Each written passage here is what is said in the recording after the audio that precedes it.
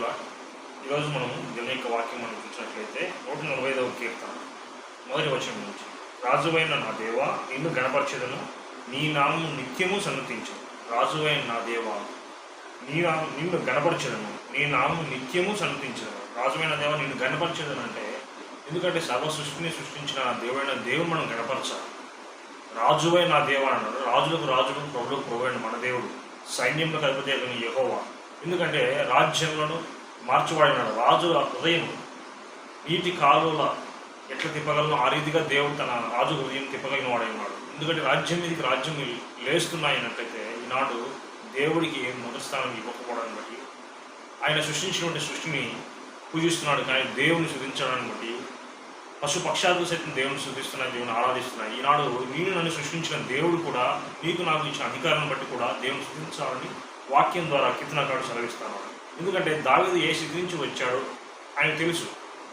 ఏ రీతిగా ఉన్నప్పుడు, ఎటువంటి పరిస్థితుల్లో ఉన్నప్పుడు, కొండల్లో, గుహల్లో, అడవుల్లో ఆయన నివసిస్తున్నప్పుడు, వన్య మృగాల నుంచి కావచ్చు, మనుషుల నుంచి కావచ్చు, అసూయ చేతను నిండుకుంటే మనుషులను కావచ్చు, అలాగే ద్వేషం లేక మనుషుల నుంచి కావచ్చు, మనిషిని చంపాలని ఆలోచన మనుషుల మధ్య నుంచి కావచ్చు, దేవుడు ఏ రీతిగా తప్పించాడో అందువల్ల ఆ రీతిగా దేవుని సృజించాలని, ఆయన నామాన్ని గణపరచాలని ఈ కీర్తనకారుడు 145వ అధ్యాయం మొదటి వచనం ద్వారా తెలియజేస్తున్నాడు.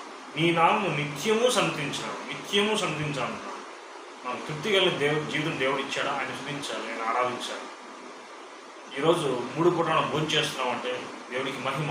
ఈనాడు మనం ఇజ్రాయెల్ దేశంలో గాజా పరిస్థితులు మనం చూసినట్లయితే ఒక పూట తిండి కోసం ఇంట్లో పిల్లలు సైతం, పెద్దలు సైతం, స్త్రీల సైతం, ఉద్ధరణలు సైతం చిన్న పాత్రలను పట్టుకుని పరుగులు తీస్తున్నారు. ఒక పూట ఆహారం దొరికితే మనకు చాలు అని. ఈనాడు ఆఫ్రికా దేశాల్లో అయితే మట్టిని రొట్టెలుగా చేసుకుని తింటున్నారు. ఈరోజు నీకు నాకు కూడా దేవుడు విలువైన జీవితం ఇచ్చి, సరైన సమయంలో ఉద్యోగాన్ని ఇచ్చి, లేదా చేతి పని ఇచ్చి, మనం ఆశీర్వదిస్తూ మనం పోషిస్తున్న దేవునికి నిత్యం కూడా సన్నతించాలని కీర్తనకారుడు సెలవించడం మనం చూస్తాం. ఏమీ లేనప్పుడే